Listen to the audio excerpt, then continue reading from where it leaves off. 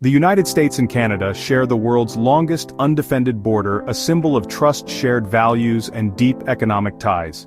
For generations, people, goods, and ideas have flowed freely between the two nations. We're allies and defense partners in trade and friends.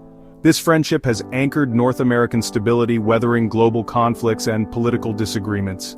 The bond has always seemed unbreakable, almost a given in a world of constant change.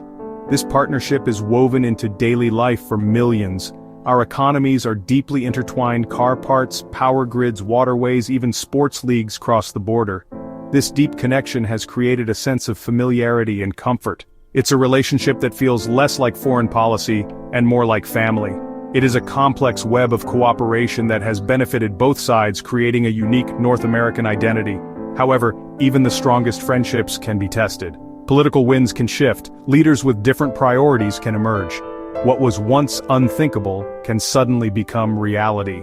This is the story of how a political decision born from a specific ideology created a fissure in that long-standing bond. It's a reminder that no relationship, no matter how strong, is immune to the pressures of national interest and political maneuvering. Tonight, we look at a moment when that special relationship was pushed to its breaking point. It begins with a controversial policy from a former American president and ends with a dramatic response from our northern neighbor. This is a story about a border that was once a symbol of unity becoming a line of division. We'll explore how a single decision led to Canada taking an unprecedented step, blocking American access to one of its own states. Can the friendship we always counted on ever be the same again? Alaska, the last frontier, is a unique part of the U.S., but separated from the lower 48 by Canada. To drive from Seattle to Anchorage, you must travel through Canada.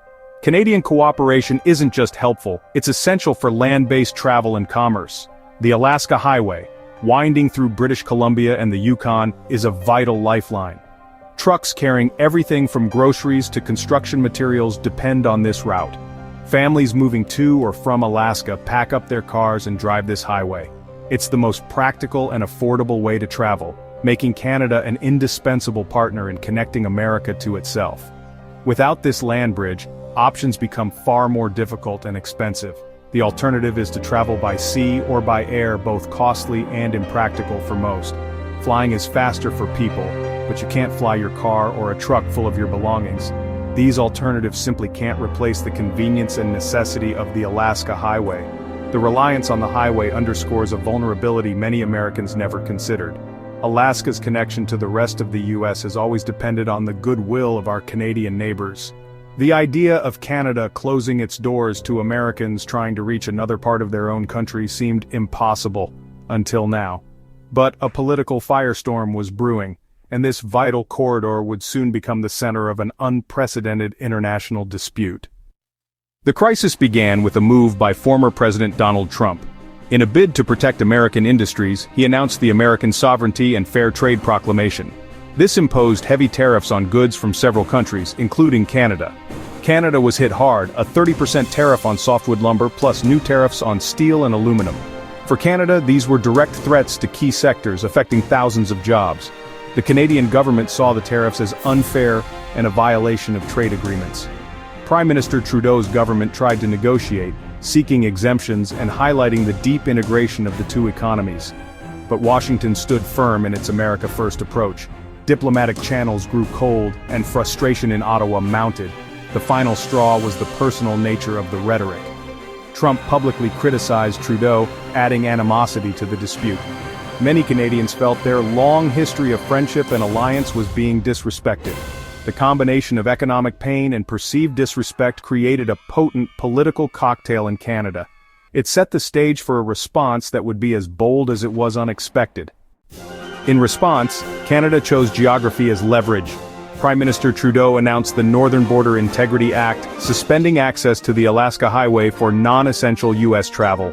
The corridor to Alaska, used freely for 80 years, was suddenly closed. The move was a direct and powerful response to the American tariffs. Canada framed the decision as a matter of national sovereignty. If the U.S. could act unilaterally on trade, Canada could act unilaterally on access. Only commercial trucks carrying essential goods could pass after lengthy inspections. All tourism, personal vehicle traffic, and household moves were halted indefinitely. It wasn't just a diplomatic protest, it was a physical barrier. Canada's action forced the issue into the spotlight. It was a calculated move designed to inflict maximum political and logistical pain on the US. The message, our cooperation is not unconditional. By closing the highway, Canada demonstrated the relationship was a two-way street. The Northern Border Integrity Act was more than a law, it was a declaration that the old rules no longer applied. Canada's decision stunned the United States. For most Americans, the idea of Canada blocking access to Alaska was inconceivable. Initial reactions were disbelief and confusion. News channels broke into regular programming, social media exploded with questions. The move shattered the comfortable perception of Canada as a quiet, compliant neighbor. Former President Trump, architect of the tariffs, was reportedly shocked and furious. He lashed out on social media, calling the move a betrayal and promising the US would not be intimidated. His reaction escalated the war of words between the two nations. Many in Washington had underestimated the depth of Canadian frustration. The closure of the Alaska Highway was a strategic masterstroke no one anticipated. For the American public, shock quickly turned to concern. Families and businesses faced chaos. The surprise was a wake-up call. Actions in Washington could have profound, unexpected consequences for ordinary people. The border closure hit Alaskans and the Pacific Northwest hardest. A routine drive became impossible. Families and students were stranded. The closure severed not just a road, but personal connections across the border. The economic consequences were severe.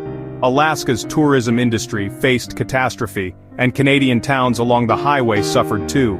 Supply chains were thrown into turmoil, construction projects stalled as trucks were turned away. The definition of essential became a point of contention, creating confusion and bottlenecks. Trucking companies scrambled to reroute shipments by sea, adding weeks and costs. The price of everyday goods in Alaska began to rise. The closure of a single highway proved to be a powerful economic weapon, exposing the vulnerability of modern logistics to political conflict. In Washington, outrage gave way to frantic planning. The current administration faced pressure to appear strong, but the practical problems were mounting. Senators from Alaska and Washington state demanded immediate action. The government explored air and sea bridges to Alaska, subsidizing flights and ferries. Even the Navy and Coast Guard assessed using military vessels for supplies. These were expensive, short-term fixes, admitting the severity of the problem.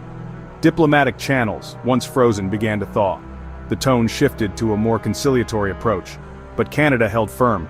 The highway would reopen when tariffs were lifted. The ball was in Washington's court, creating a political standoff. Rescinding the tariffs would be seen as a political defeat. Leaving them meant continued isolation for Alaska. The crisis forced a hard conversation about the true cost of America first. Canada had exposed a tangible, strategic vulnerability. As the standoff drags on, the future remains uncertain. One path is a negotiated settlement. The US quietly rolls back tariffs. Canada reopens the highway, and both sides save face. This is the most logical and least damaging outcome.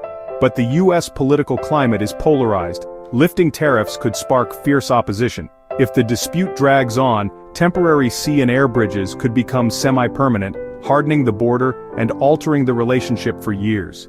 There's also the risk of further escalation, new trade barriers, travel restrictions, or disputes over shared resources. This tit-for-tat would damage both economies and poison relations for a generation. Ultimately, the future of the Alaska corridor depends on leaders prioritizing partnership over politics. The crisis has laid bare the deep interdependence of the two countries. The road ahead requires careful navigation and a return to diplomacy. The choices made now will determine whether this is just a bump in the road or a permanent detour. This story is about more than a highway or a trade dispute. It's about the nature of friendship and trust between nations. The US-Canada relationship has long been a model for the world.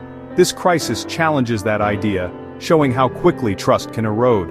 If this relationship can falter, it sends a troubling message about the stability of alliances everywhere. For people on both sides, the stakes are real. Family budgets, vacations, jobs. The dispute is a powerful reminder. Foreign policy directly impacts daily life. It's a lesson in international relations. Canada, a smaller country, found a way to exert immense leverage. Even the closest allies have pressure points and will push back when their interests are threatened.